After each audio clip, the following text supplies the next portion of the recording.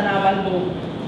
Yung dalawa po, hindi pa rin po nakikita. Yun ang sabi ni Marojas before I came sa hall na to. Eternal rest grant unto him, O Lord, and let perpetual light shine upon him. May he rest in peace. Amen. May the soul of Secretary Robredo and all the souls of the faithful departed, to the mercy of God, rest in peace. Amen. For the loss of a good man, the most respected DILG Secretary Jesse M. Robredo.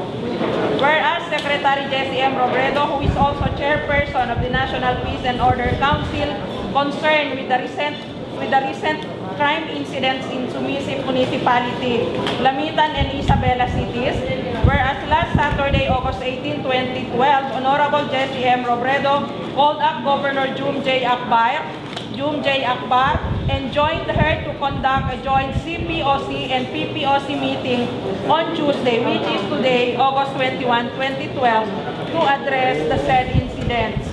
Whereas the PPOC Secretariat immediately invited all members in the different sectors who are to attend the said meeting, stating among others that the Honorable Jesse M. Robredo will attend the meeting and will even preside over it.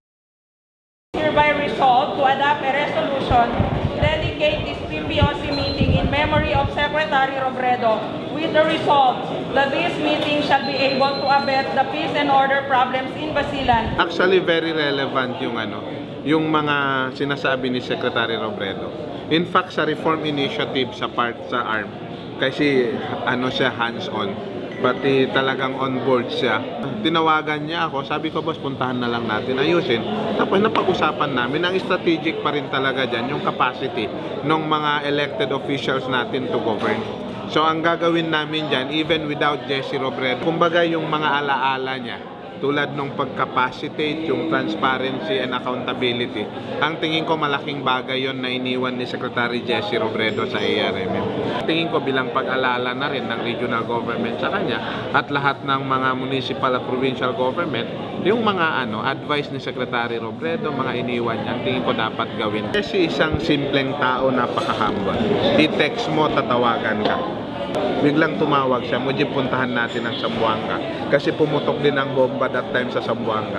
Sabi niya sa akin, sama ka na lang, punta tayo Zamboanga at Basilan. I hope may mahanap pang Pangulong Aquino na isang sekretary na katulad niya, kahit saang sulok ng probinsya at munisipyo ay pupuntahan niya. Hindi mo maisip.